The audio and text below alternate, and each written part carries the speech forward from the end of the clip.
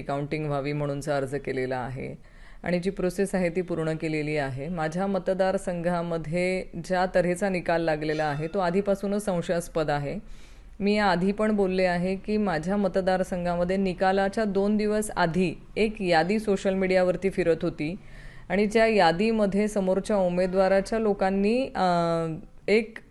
ज्या यादीमधल्या आम्हाला एवढं मतदान मिळणार आहे ची गॅरंटी व्यक्त केली जात होती आणि त्या माध्यमातून ती सोशल मीडियामध्ये फिरत होती. त्या यादीमधलं मतदान आणि नंतर निकाल लागल्यानंतरचं त्याच बूथवरचं मतदान हे तंतोतंत कसं काय जुळतंय ह्या बाबतीमध्ये संशय आपल्याला येतोय.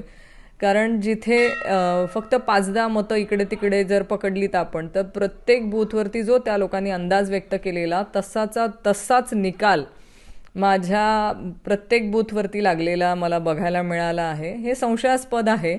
असा अजून कुठलाही ज्योतिषी जन्माला आलेला नाही की तो 2 दिवसानंतर जाहीर होणाऱ्या निकालाच्या बाबतीमध्ये एवढं परफेक्टली जाहीर आकड्यांसहित सांगू शकेल.